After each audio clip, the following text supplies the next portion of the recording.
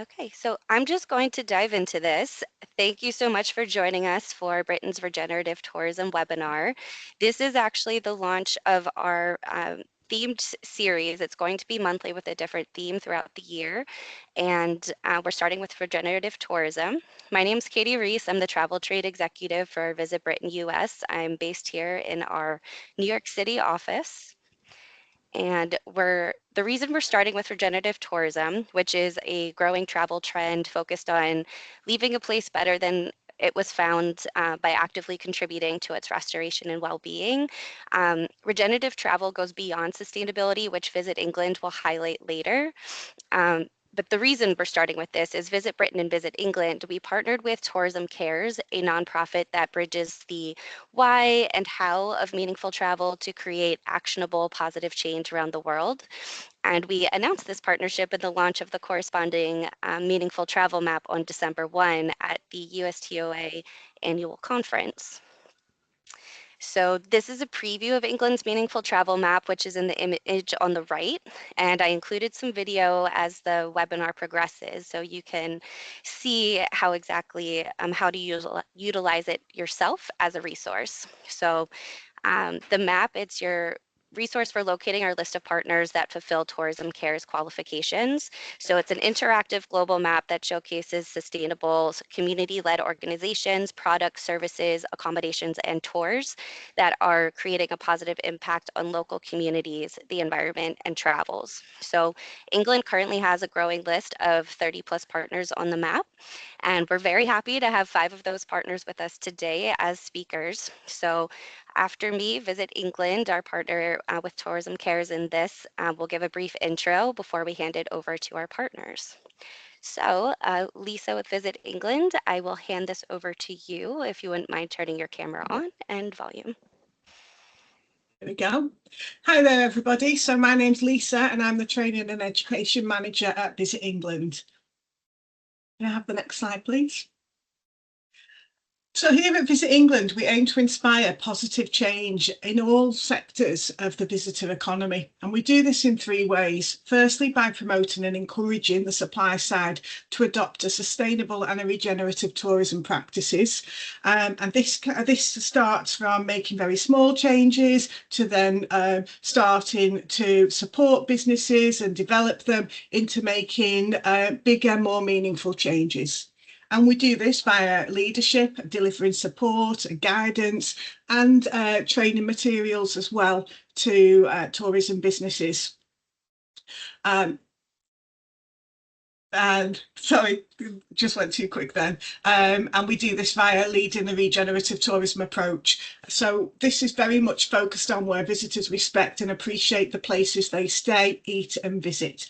And I'll come on to the importance of that just very shortly. Can I have the next slide, please? So our regenerative tourism approach is very much centred on the UN Sustainability Development Goals, as well as key national and international agreement priorities. And this very much is at the very centre and the very heart of our developments. And the UK tourism industry is committed to advancing regenerative tourism practices across, as I said, all levels of the tourism sector. Can I have the next slide? So what's the difference between sustainability and regenerative tourism?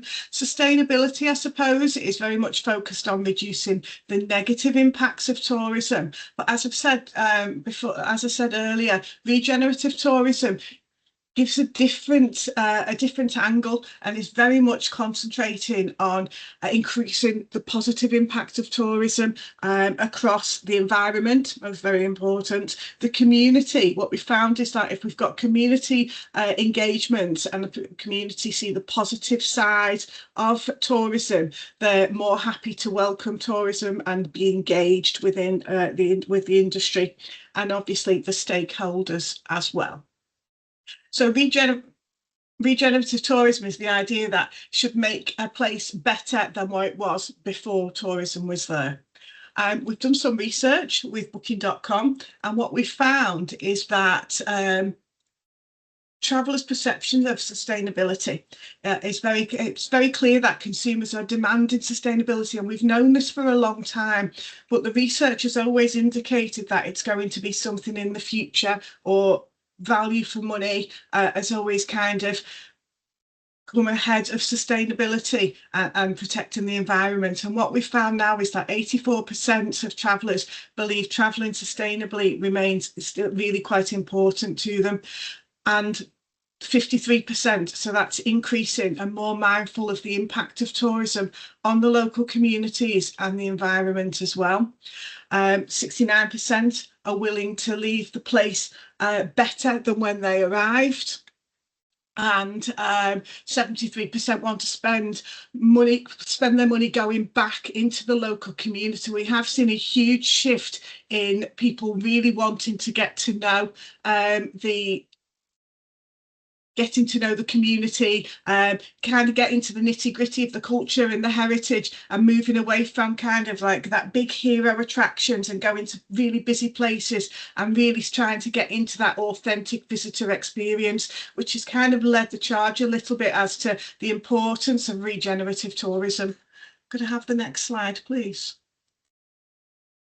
So as we had embarked on the regenerative tourism approach and moving more away from sustainability, and kind of concentrating on growing the regenerative tourism ethos and approach across the tourism businesses. What we very quickly realised is that there's a huge social value of tourism, and we wanted to try to capture that in data so that we could really prove the value of tourism, the social value of tourism. There's a QR code there, and that will take you straight to a report produced by Visit Britain, and it's a really nice and interesting read, because from that we found some really interesting data which suggests that 79% of the British public living in host communities, so in that destination, are proud that people come to the UK to visit the place where they live. And then what we found is that 58% of these host communities feel connected to the community, whilst only 35% of non-host communities feel that the community connection is there. So if we can really grow that regenerative tourism approach, we can then start to develop and grow the benefits of that connection for the people that are living there, and hopefully then start to grow the community, the infrastructure, but also really then see that value of tourism filtering through into the economy, into jobs and sustainable careers. And nearly 60% of the public say that when they travel, they try to leave the place better than when they found it. And again, that starts to build into that regenerative approach and leaving a place better. So what can you put into that destination in order to make sure that when you're leaving, that you've kind of left that lasting legacy? Could I have the next slide, please? So how can sellers support regenerative travel choices in England? We have some really good public transport, especially in our rural areas, which is a really nice way of getting around to really see the destination and moving away from them busy areas. So utilising the rail, the bus network, and car-free options. There's lots of Sherpa services and minibus, smaller buses that are available to get around the rural roads. Learn about new destinations on lesser known experiences and hidden gems building them hidden gems into the itineraries, and kind of I'm currently doing a lot of work with the smaller destinations, trying to look at ways that we can pull the big tours from their main tourist routes and really kind of getting them into the smaller towns, the smaller cities that are probably less well known, but have got some amazing scenery, some amazing landscape, and some really, really important history. We're also looking at ways to encourage travel outside of them peak seasons. What we found is that people's sentiment of travel is much higher if they're visiting during them shoulder seasons, them less busier times, because they're really getting an idea and really getting to see what the destination is like. So talk to your suppliers to understand their regenerative actions. There's lots of really good work going on across the country in all destinations, and highlight products that really do have a positive impact. And I think that is me, and my 7 minutes is up. Thank you for listening. If you have any questions, I'm happy to take them at the end. Thank you. Thank you so much, Lisa. So I'm going to first show you, so this is the meaningful travel map that we had mentioned, and this is how you can utilize it. So depending on the partner, you can also find information on group maps, commissions, accessibility, who to email, etc. So you'll see it's interactive, you can drag it, see images, and on the right is where you'll see the background, the impact that they have, etc. So you'll be able to find not just the 5 presenters today, but also the other 30 plus partners that we do have. So before I hand this over to Rebecca with Windsor Carriages, I just want to highlight that Windsor Carriages, it's a prime example of what to look for when it comes to the prioritization of animal welfare and well-being. Their horses are a part of who they are, so any visitor experience with their horses, it's dependent upon the horse. So Rebecca will dive into how they do this in her presentation, but I just thought that was a really great thing to highlight before we dive into that. So Rebecca, if you wouldn't mind turning your camera and microphone on. Hello, thank you. I'm going to turn my timer on. Yeah, nobody loves horses more than me, and I love to talk about them. So first of all, hello, welcome. My name is Rebecca, and this is Windsor Carriages. That's a lovely view there that we share with our guests on the tours that we create. So on the next slide, I just introduce a little bit of history. So horse-drawn carriages, it was how we all travelled before the invention of the motor car. And Windsor Carriages is totally unique in the UK in that it never transferred its Hackney carriage licence onto a car. So we are still licensed as a Hackney carriage for over nearly 2 centuries. So that meant taxi trips and carriage rides. And as Katie said, we have diversified over the last few years to change that, where we curate just one beautiful, quintessentially British experience with the horses at the centre of it. So on the next slide, there's a little picture of me as an adult and as a child. So I grew up with this business, which is why I am authentically passionate about keeping it going. But how do we keep a Victorian taxi business going? I also want to mention that this is completely authentic. It couldn't be more authentic to place, to people, to the culture, and keeping the heritage that's unique to Windsor alive is at the core of what we do. So what do we do? On the next slide, I talk about we create beautiful one-day visits, or we work with agents that do, where the carriage becomes just one chapter of an incredibly meaning story and book for our guests. So there's storytelling. Obviously, we've worked on this estate for generations. There's storytelling, there's hospitality, and obviously we take care of everything on the ground. We have a team of local people that book the tickets, host them for lunch, anything that they require. And for the horses, no more 8-hour days standing around in towns. They just do that one experience per day, around 2 hours. They don't see anything twice. It's a beautiful route that we design all around the horses that day, the weather, what's happening, to make sure that it's as enjoyable for the horses as it is for our guest. On the next slide, why is it meaningful? Well, we've got that that slide, there's a beautiful view that was taken of a guest in November. And I should add, just going back, that the long walk that you can see over their shoulders, that is what is totally unique to us as a Hackney carriage company. We are the only company that can share the beautiful estate and the long walk with guests, with the exception, obviously, of the Sovereign, of His Majesty the King, because that is his driveway. So he is allowed to also take guests there. But we have that unique privilege. So we take it incredibly seriously. So on the next slide, we talk about welfare again. We talk about connection, the feeling, the conversation that we have with our guests.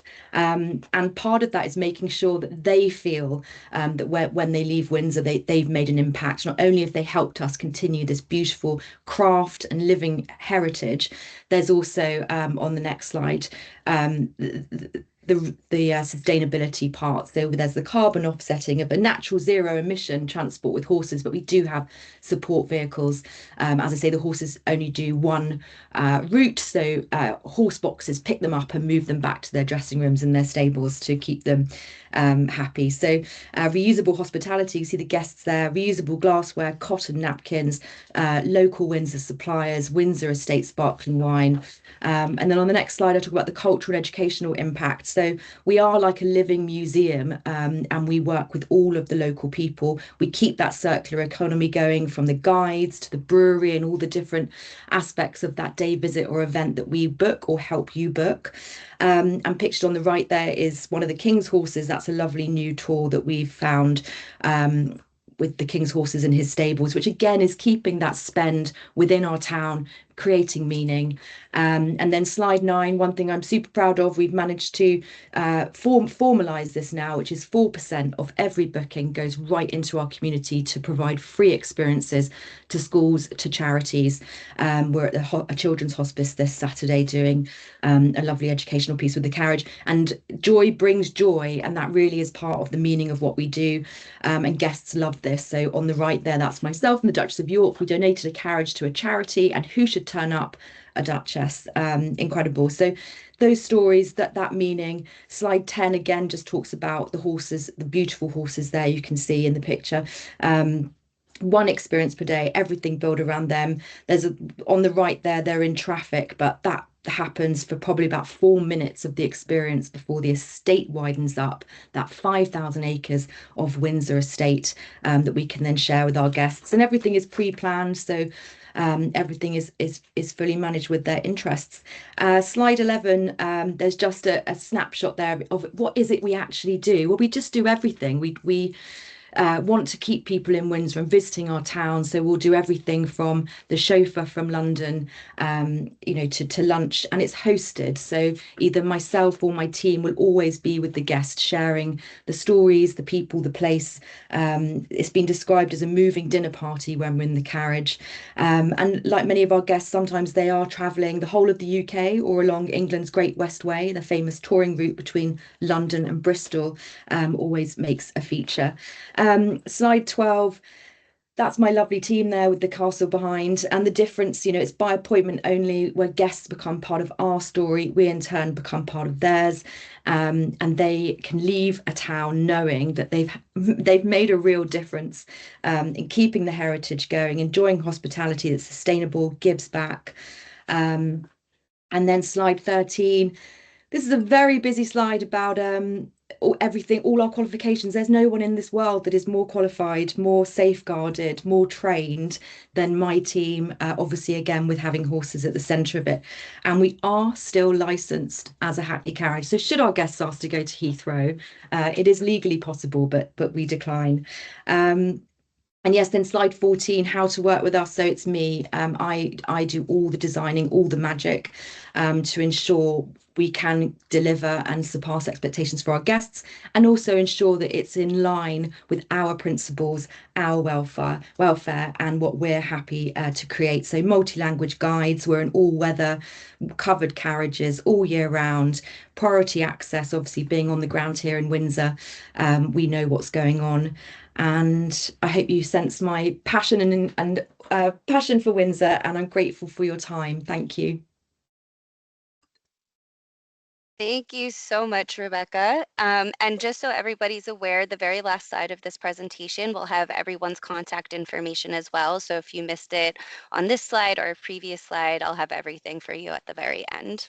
So next we have exclusive collection. We'll be joined by Elliot and Danny, and they actually have 2 of their properties, Langston House and the Manor House, are on the Meaningful Travel map, and the ethos of exclusive collection that is kind of across all of their properties, they'll touch upon and then dive into more detail of Langston House and the Manor House. So again, you can utilize your interactive map, and hopefully you have a better idea of where they're located within England. So Danny and Elliot, I will hand it over to you. So much, Katie. Hi, everybody. My name's Elliot. I'm here on behalf of Exclusive Collection, which is an independently owned and operated group of 7 luxury hotels and experiences dotted across England. Thanks to our friends at Great West Way, we will be focusing on Lainston House in Hampshire and the Manor House Estate in the Cotswolds. But Exclusive Collection is a family business, and it always has been. We're always been punching above our weight, always innovating, and being the leading example of regenerative tourism in a hotel setting, demonstrated by becoming the first hotel group in the UK to become B Corp, thanks to the vision of our managing director and owner, Danny Pecorelli, who I am delighted joins me on this webinar today. So Danny, before we kind of get into the property specifically, could you just give us, share with the group your motivations to have Exclusive Collection become B Corp, and perhaps your take on regenerative tourism more broadly? Thank you, Elliot. Hello, everyone. So just absolutely passionate about regenerative travel. As Elliot said, we were the first UK hotel group to be certified B Corp. We've just recertified with an amazing score of 94.4. I think basically at the heart of it, we are custodians of historic buildings, and if you go back to the day, those buildings were giving back more than they took. They were giving back to the land, giving back to community, telling local stories, and we've kind of lost that in hospitality. So for me, regenerative travel absolutely sings those songs. Elliot, back to you. Thank you. Well, let's pick up with Lainston House, which is a special hotel housed in a 17th century manor house on the edge of the historic city of Winchester in Hampshire, about 60 minutes from London Heathrow, 40 minutes from Stonehenge. Across its 63 acres, Lainston House is made up of 50 rooms and suites, a cookery school, kitchen garden, chef's academy, event spaces, and 2 unique restaurants, one of which headed up by a recent MasterChef The Professionals winner, Tom Hamlet.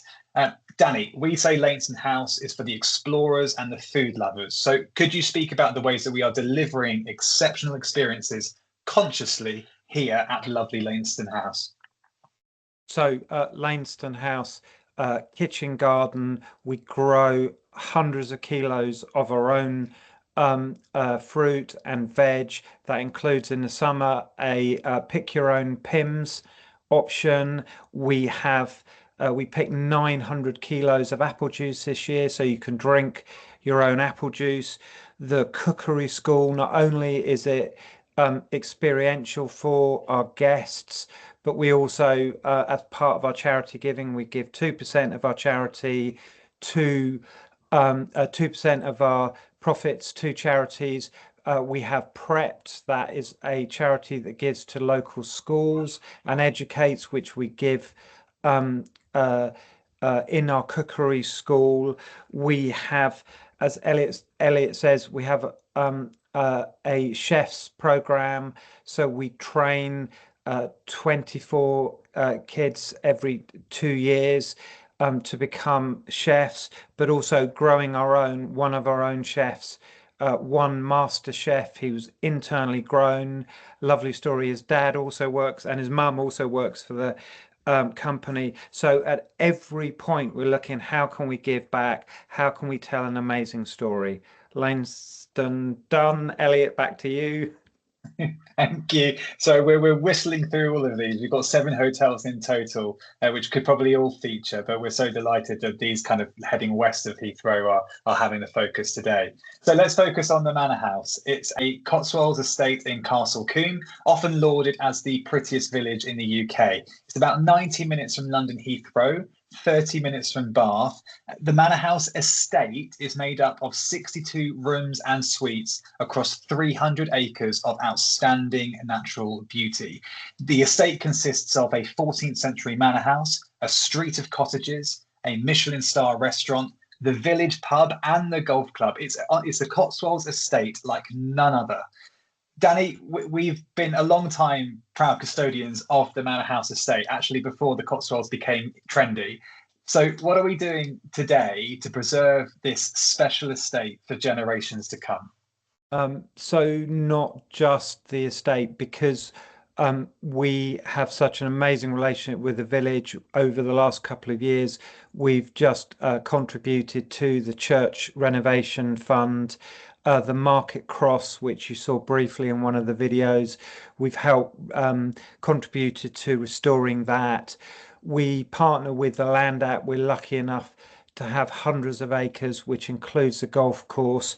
We have rare habitats, so we have calciferous grassland, which is the native, it has native species of rare flowers and orchids. We're renovating those.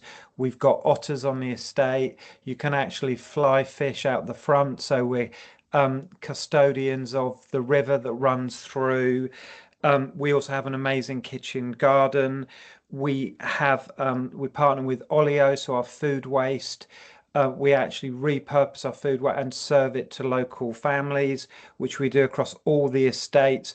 We've gone on top of just giving food waste. We've just served, or about to serve, over 1,000 Christmas meals to local communities.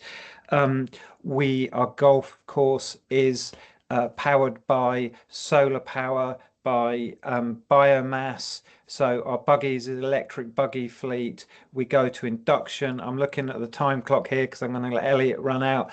So we are carbon positive across the group on scope 1 and 2. And the devil is in the detail. Every decision we make has regenerative travel at the heart of our decision. Elliot, is there anything you want to say? No, just thanks, everyone. So due to the nature of our hotels, experiences and services, we handle every inquiry bespoke with bravery, creativity, imagination. So please do connect with me directly if you would like my help on a specific brief, or if you would like me to share with you our impact report, which details all the amazing work each of our 7 hotels do on a daily basis to provide happiness in amazing places in line with our B Corp commitments. I would only be too happy to share that with you. So from me and Danny from Exclusive Collection, thank you. You both were so prompt. Thank you so much, Elliot and Danny. I really appreciate that. Next up we have is Blenheim Palace. So of course, we're going to start with our meaningful travel map. We have with us Sarah Jane Beasley, SJ. So I'm going to hand it over to you if you wouldn't mind turning your video and microphone on. Hi, good evening, everybody. And thank you. Right, next slide, please, Katie. So Blenheim Palace we are a 320-year-old family residence. We are actually the only non-royal and non-religious stately home to hold the title of palace, which is really important for us. And at Blenheim, we work really hard to restore ecosystems, support community wellbeing, and create long-term value for visitors, nature, and communities. And these efforts, the efforts transform Blenheim into an active participator in environmental regeneration and community resilience. We try to go beyond preservation, conservation, and restoration to make the visitor attraction richer because of tourism. Next slide, please. Okay, so visitors to Blenheim Palace can experience a resilient, wildlife-rich landscape that continually regenerates, increasing long-term destination appeal. Across the estate, we work in collaboration with a number of organisations and local communities to create enhanced pollinator corridors and extensive tree planting programmes. Farming practices, rebuild, soil health, and our produce supply are catering outlets for all of our visitors.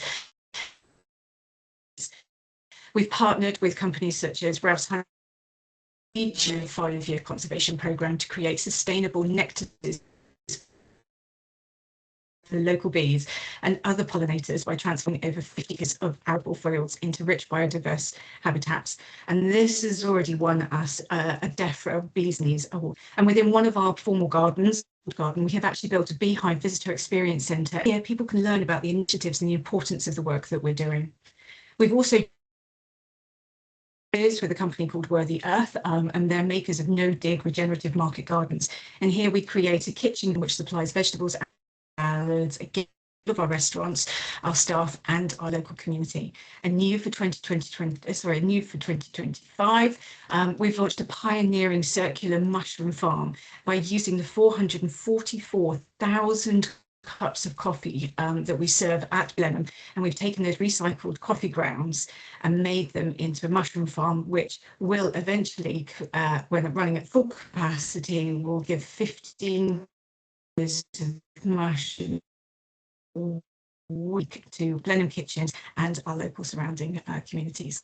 And I'm really pleased because in 2026 we've taken all of these tips. We now will be linking new visitor experiences, special talks and tours, hopefully in spring of next year. Next slide, please, Katie. Sorry, Next Esther, slide. your sound is breaking in and out just a little bit, so just wanted to let you know. Sorry, can you hear me? Can you hear me? Yeah. Oh, I'm sorry, Can you- Esther. next It slide. just got worse. Oh, okay, sorry. Is that a bit better? So, we advise to write actively towards. No, can you not hear me? Can you hear me now? Yes, SJ, we can hear you. It's Yes, no. Oh, SJ. SJ, Can you hear me? Can you hear me try now? turning your camera off, SJ. Okay, is that a bit better? Can you hear me? Yes. Okay, sorry, we've got bad weather here at the moment, so it's not great. All right. So Blenheim, we incentivise our visitors to arrive in ways that actively reduce transport-related emissions, which are our largest impact area for the business.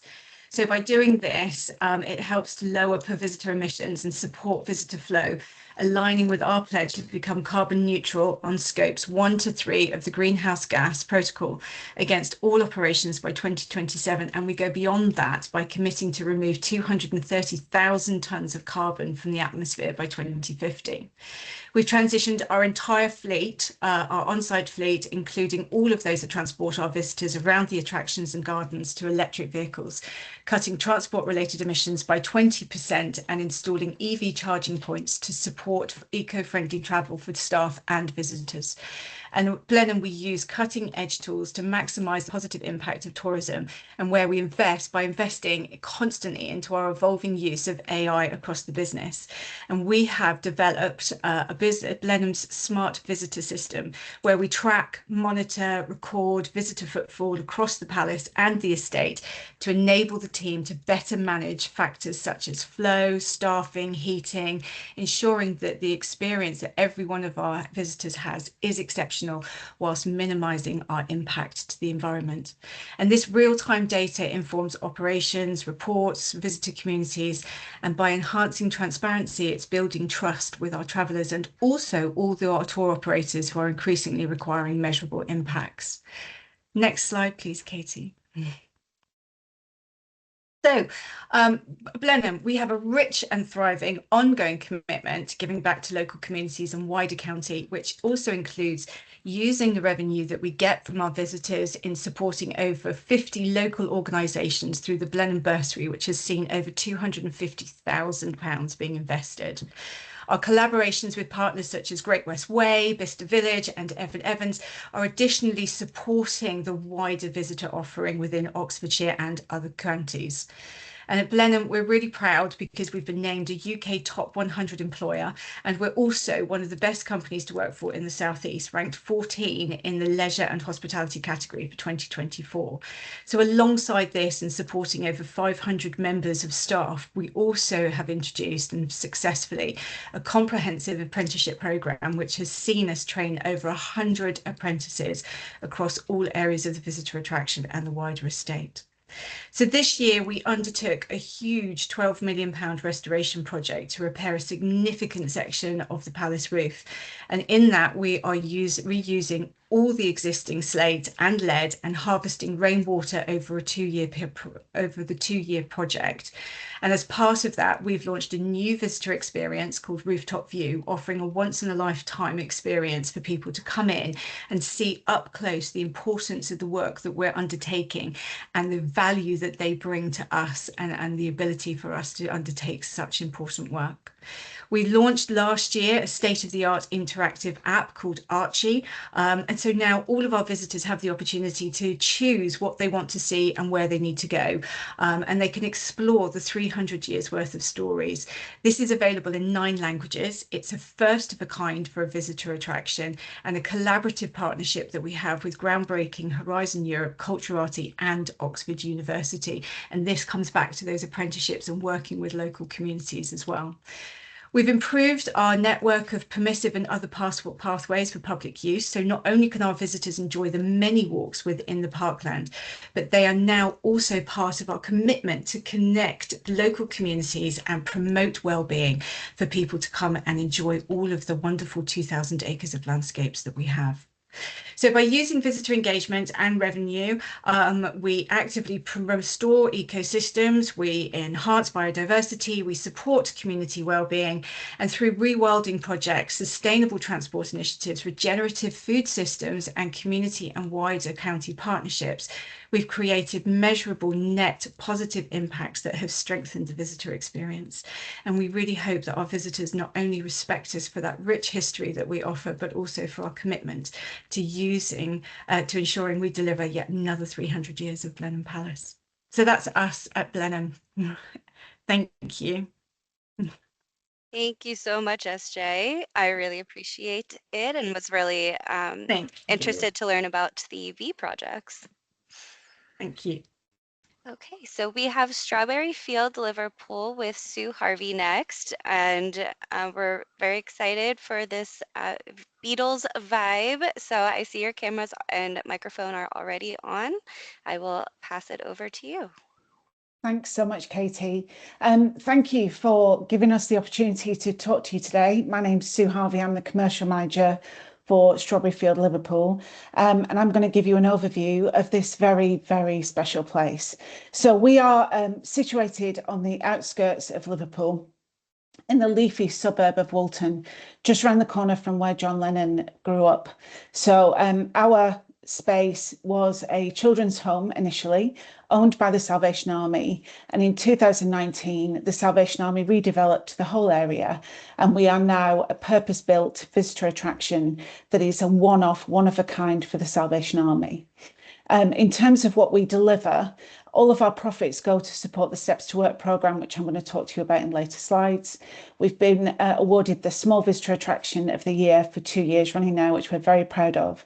We're totally committed to our sustainability goals, and we're totally committed to our accessibility goals.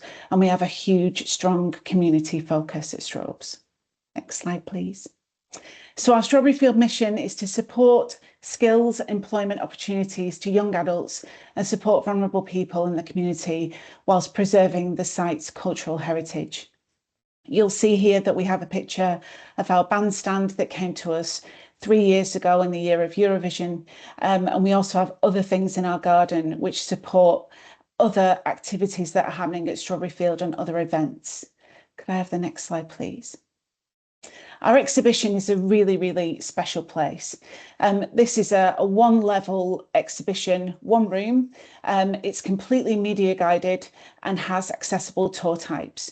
We've worked alongside various specialised tour groups to offer visually impaired tours, which are tour guide led, and also tours that feature BSL, which will become a feature of our summer programme next year.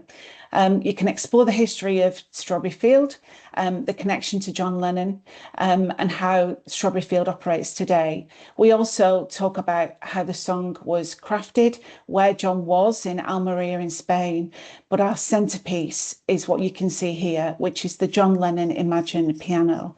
This is on permanent loan to us from the George Michael Estate and sits very proudly in the centre of our exhibition. The wall that you can see at the back there is a photo mosaic of all of those people who've helped to support Strawberry Field and make it what it is today. So fans from around the world have been able to put their picture onto that wall and become part of John's eyes, which are overlooking his piano, which sits very proudly in our exhibition. Could I have the next slide? Our garden is such a beautiful reflective space. So when we first opened, we had quite a different media guided tour of the garden, which was very tourism led. We've now changed that coming out of COVID to make it a more well-being media guide. So it invites the user to stop, reflect, and switch on every sense whilst they're in our garden. It has iconic features such as the bandstand, and also you can see in front of you here these stones which sit around our garden, which are from our original the original children's home. When we excavated the garden space, these were recovered and put into our garden, and they have inspirational quotes on them as you walk around the garden. So something very different to take in. We work very heavily to preserve habitats and work with nature within our garden. We have bat boxes, hedgehog highways, we have mushrooms growing, and we also do the bird watch as well with the Royal Society to make sure that we are supporting habitats where we can. Most of our trees have got preservation orders on them as well. So we're very, very careful with what we do in our garden. We also run a number of community events in our garden. So we can do Get Back to Play, which is a free play for children during the summer holidays. We also run concerts from our bandstand, and we have choirs and schools that visit us on a regular basis. Next slide, please. The Imagine More Cafe and Shop, again, our cafe is an award-winning cafe now as of last year. It's a really fantastic space, and it overlooks our garden. So we have floor-to-ceiling glass that overlooks the gardens. It supports our Steps to Work trainees on their placement, which I'm going to talk to you about in a little minute. We have a seasonal menu that runs all the way through the year. So at the moment, we're obviously into our Christmas menu. We have responsible sourcing. So we work very closely with local suppliers to ensure that everything that we can get locally, we do. And we grow things in our kitchen garden, which is also supported by our Steps to Work trainees. So throughout the summer, we will have tomatoes and lettuce that comes up from our garden. At the moment, we've got potatoes, we've got onions, and we've got carrots, plus all of our herbs come from our herb garden. So it's a really lovely way to kind of see how we are paying back into the commercial side of our business. Next, please. Steps to Work. This is really kind of why I get up in the morning and put my socks on. Steps to Work is a really special programme which works with young adults, vulnerable young adults between the ages of 18 to 25. These are young adults who are have a learning disability or a barrier to employment, and they come along to Strawberry Field and work alongside us for 10 weeks on a work readiness course, and then they come up on placement into the departments that I look after. So the cafe, the shop, the exhibition, security, housekeeping, gardening, there's all sorts available to them. Following that first placement, they then go out into Liverpool City region, and we find them further placements to work alongside. All of our profits that we make go forward to help people to achieve their dreams. And what's lovely about Steps to Work is we're now at a point where we've got 80% of our kitchen team who are ex-trainees who've applied for work, who will now be in the kitchen preparing the food for your guests when you visit us. So it's a really, really special programme and something that is definitely paying forward. This is our lovely Cedric in our Love to Move group. So every Friday we run a Love to Move group, which is a chair-based exercise for those with dementia and their carers. We also have a ukulele group every Friday, so you can hear all sorts of songs as you walk along Strawberry Field. We have the gathering every month, which is a spiritual gathering, which supports the Salvation Army side of Strawberry Field. We also run hopefulness courses. Get Back to Play is the free play group that I was telling you about, which runs throughout the summer, which is 1 day a week all the way through the summer, where we put the toys out on the garden and the kids come and play. And then we have Steps to Music, which is a musical class for those, again, who have barriers. It might be social anxiety, who don't feel that they can get out and do things.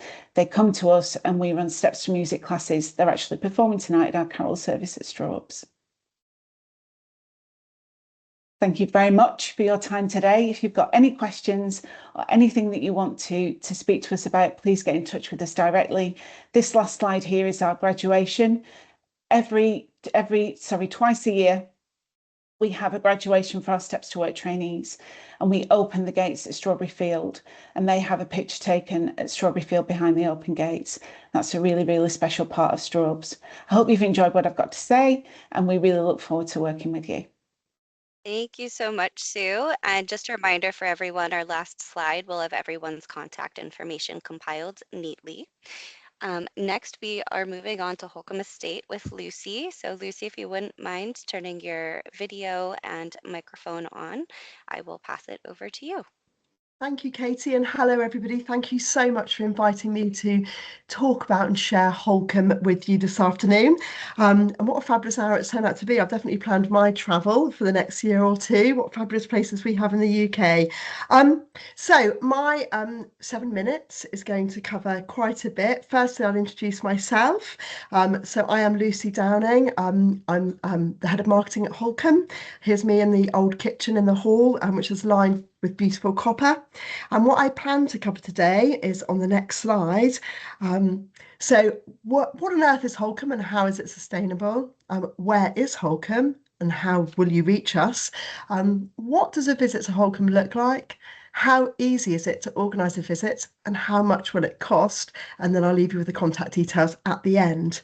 So firstly, let's get to know Holkham a little. Instead of me waffling on, I have a very short video to share with you, which we'll play now.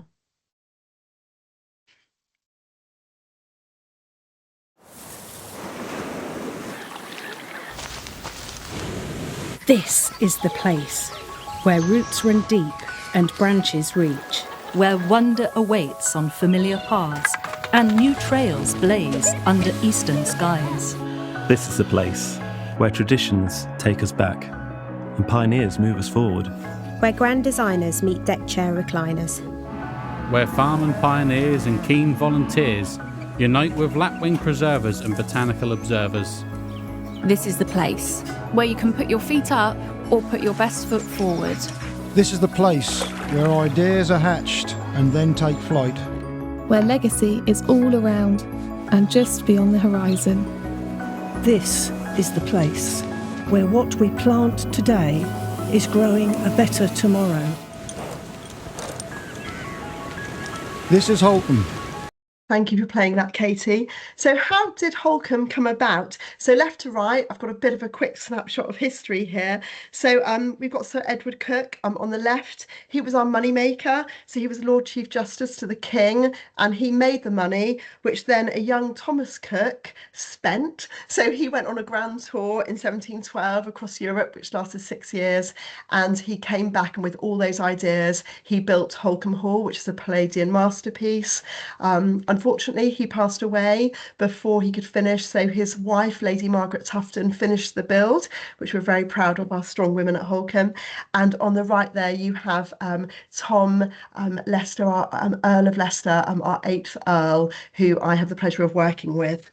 On the next slide, you'll see our vision. So our vision is to be the UK's most pioneering and sustainable rural estate. And what does that mean? Well, we are a very rare mix at Holkham. Much like Blenheim, one of our sister treasure houses, we are established and innovative. We have a rich history, but we are also pioneering and always looking to the future.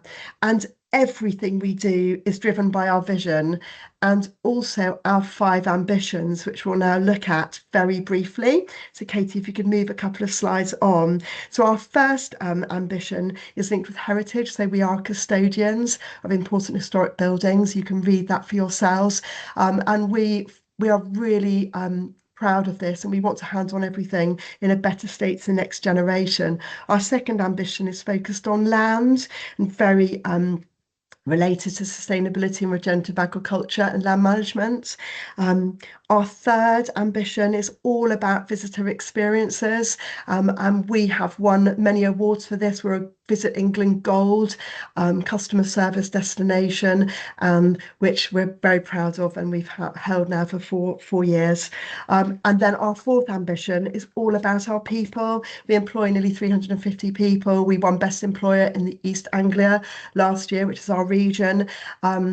And we're really proud of the environment that we have here for the people. And for me, our fifth ambition is really important. It's all about community and being a force for good. So we do a lot of work. We have the Holkham Charity Foundation, where we give money to local communities within a 15-mile radius. And that is passionate. And also every employee has 1 day's leave, which is paid, where we go and help charities. So that's incredibly important. That's what makes us tick. And then underneath all of that is our Sustainability and Conservation Action Plan, Wonder, and that has 3 pillars, which you can read on the screen here. But the 3 pillars are biodiversity. So everything we touch, we want to make better.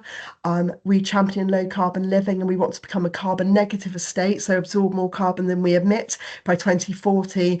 And we also want to tread lightly and stamp out waste. We are 5 years into that programme now, and we have a new economic and sustainability impact report coming out at the beginning of next year, and we'd be really happy to share that with you also. So how do you get to us?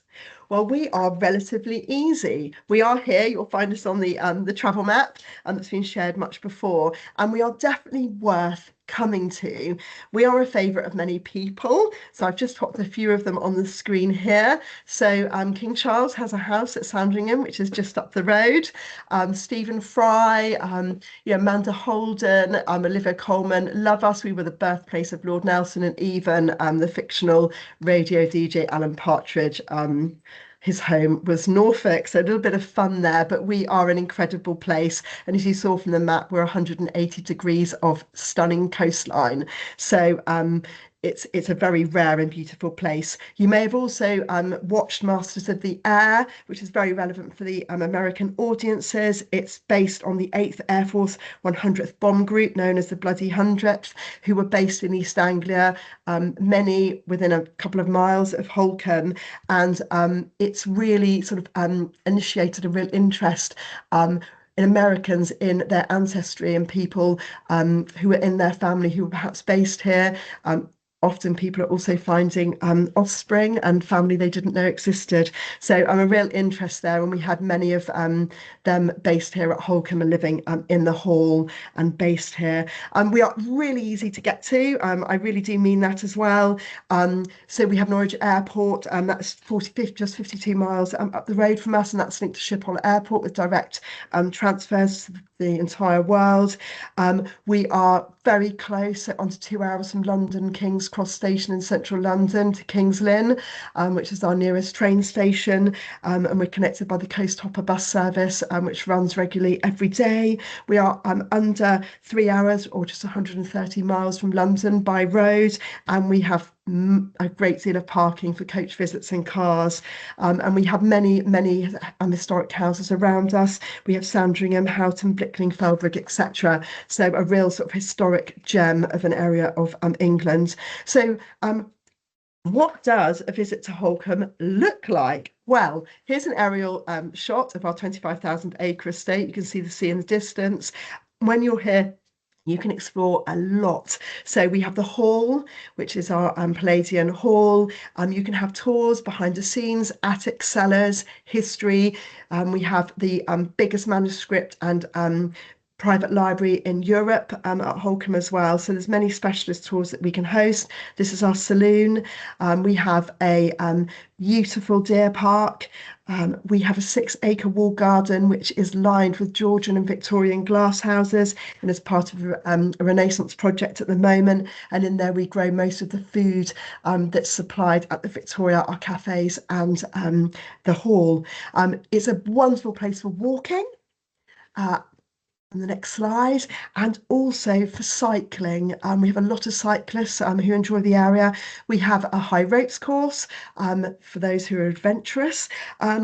And we have the stunning Holkham National Nature Reserve, which is a internationally recognised nature reserve full of rare habitats and species, brilliant for bird watching. We've got the UK's first and largest spoonbill colony, and is headed up by Jake Fiennes, and that is Jake Fiennes, brother of Ralph Fiennes. So his expertise is renowned, and we're really privileged to have him here, as well as some outstanding wardens, including Andy, who has a book being published at the beginning of next year.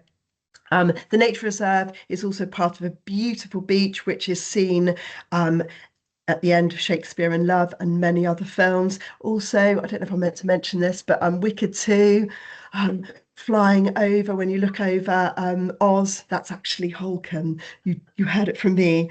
We've also got amazing shopping, stocked with local producers, and we have 3 cafes on site: our Courtyard Cafe, we have our Beach Cafe, and also the Lookout, which are available to all visitors. We've also got sort of places to stay that I know that's really important. So we have the Victoria, with 20 bedrooms and an award-winning restaurant serving locally sourced seasonal menus. The Victoria has 4 brand new shepherd's huts, which are all dog friendly and offer a wonderful place to stay. We've also got a collection of Holkham lodges, which are based either within the park walls, which is a very rare stay, or just outside. And we also have Pinewoods Caravan Park 2 miles down the road in Wells next to sea, which has over 100 caravans and lodges, which guests love because they back directly onto Wells Beach. And we also have an amazing events calendar. I wouldn't be presenting today. Our head of visitor services, Sarah, would be, but she's got a red bobble hat at the moment, and she's outside welcoming visitors to Holkham Hall by candlelight.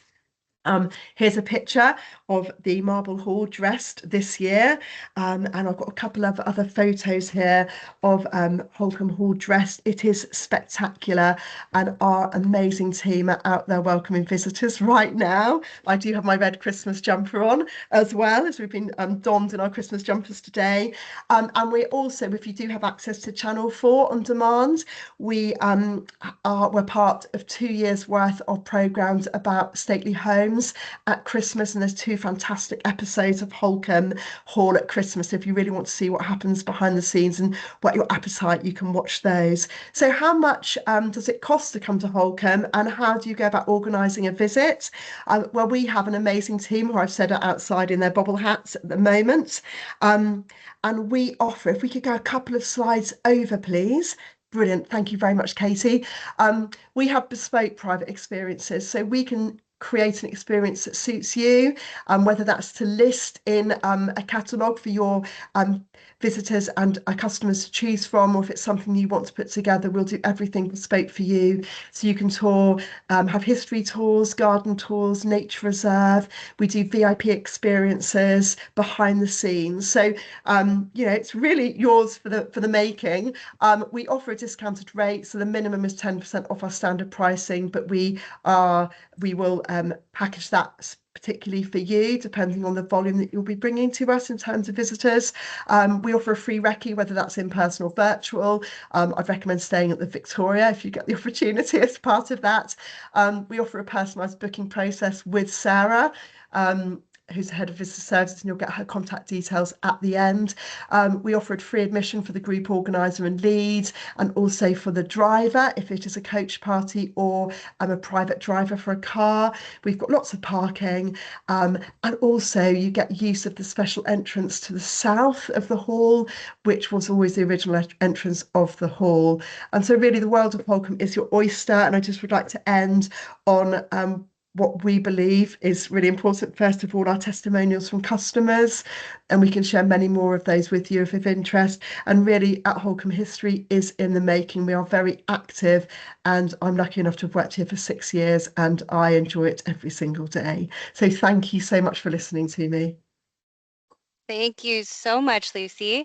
So we only have a couple minutes left, so I'm going to just briefly share some of exciting new routes launching next year.